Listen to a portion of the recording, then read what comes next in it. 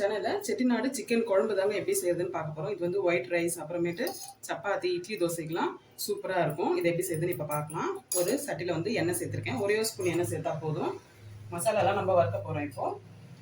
இப்போ இதில் 2 டீஸ்பூன் வந்துட்டு தனியா, 1 ஸ்பூன் மிளகு, 1 ஸ்பூன் ஜீரகம்,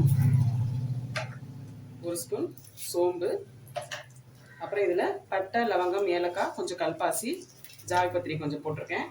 இது வரைக்கும் சேர்த்து ஸ்லோ ஃப்ளேமில் வச்சு நல்லா வாசனை வர அளவுக்கு நல்லா வறுத்து எடுத்துக்கோங்க.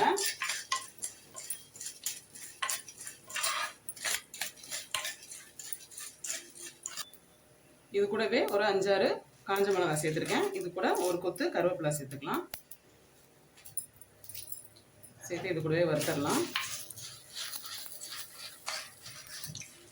இது எல்லாத்தையும் நல்லா வறுத்தாச்சு. இப்போ லாஸ்ட்டாக வந்துட்டு தேங்காய் சேர்த்துக்கலாம். துருவின தேங்காய் சேர்த்துக்கிறேன். 2 கைப்பிடி அளவு சேர்த்துக்கிறேன். சேர்த்து ஒரு வாட்டி கிளறிட்டு ஆஃப் பண்ணிவிடுங்க. இப்போ இதை நல்லா ஆற வச்சுட்டு தண்ணி ஊற்றி நல்லா பேஸ்ட்டாக அரைச்சி எடுத்துக்கணும். இப்போ இந்த பேஸ்ட்லாம் நம்ம அரைச்சாச்சு, வறுத்து அரைச்சதெல்லாம். இப்போது செய்யறதுக்கு எண்ணெய் சேர்த்துக்கிறேன்.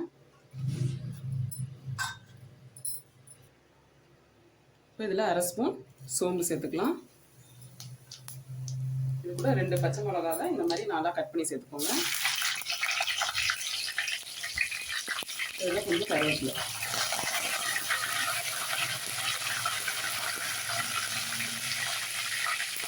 இதில் ஒரே ஒரு பெரிய வெங்காயம் பொடியாக கட் பண்ணி வச்சுருக்க அதை சேர்த்துக்கோங்க.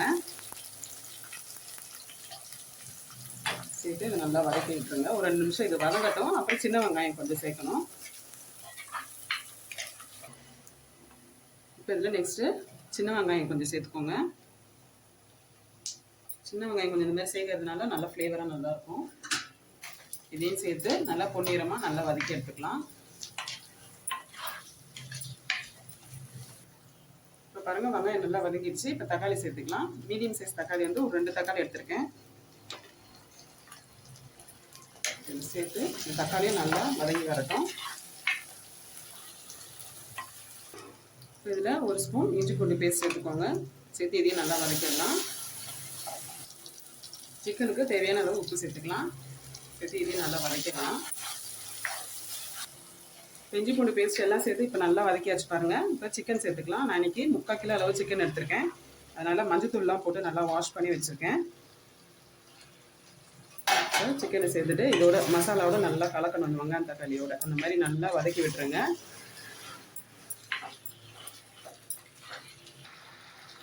இப்போ சிக்கனை போட்டு ஒரு 5 நிமிஷம் போல் நல்லா வதக்கியாச்சு. இப்போ வந்து நம்ம அரைச்சி வச்ச மசாலா வந்து இதில் சேர்த்துக்கலாம்.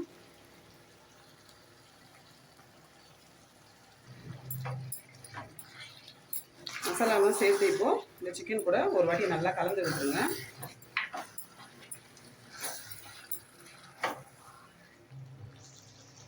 இப்போ இது கூட தண்ணி சேர்த்துக்கலாம். தேவையான அளவு தண்ணி சேர்த்துக்கோங்க. உப்பு காரம் எல்லாம் செக் பண்ணிக்கலாம்.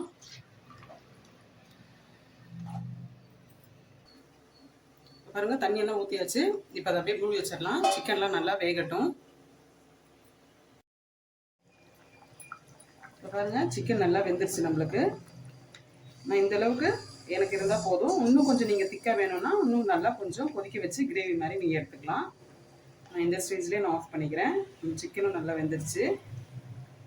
லாஸ்ட்டாக இதில் கொஞ்சமாக கொத்தமல்லியும் கருவேப்பிலையும் சேர்த்துக்கலாம். சேர்த்து ஒரு தடவை கிளறி விட்டுட்டிங்கன்னா நம்மளுக்கு சூப்பரான செட்டிநாடு சிக்கன் குழம்பு வந்து ரெடி ஆகிடுச்சு. இதே மாதிரி நீங்களும் ட்ரை பண்ணி பாருங்கள். இது ஒயிட் ரைஸ், அப்புறம் வந்து இட்லி, தோசைக்கு சூப்பராக இருக்கும். சப்பாத்திக்கெல்லாம் ட்ரை பண்ணி பாருங்கள். எப்படி இருந்து சொல்லிட்டு கமெண்ட்டில் சொல்லுங்கள். இந்த வீடியோ உங்களுக்கு பிடிச்சிருந்தா லைக் பண்ணுங்கள், ஷேர் பண்ணுங்கள். மறக்காமல் தஞ்சை கிச்சன் கலாட்டாவுக்கு சப்ஸ்கிரைப் பண்ணாதவங்க சப்ஸ்கிரைப் பண்ணுங்கள். தேங்க்யூ.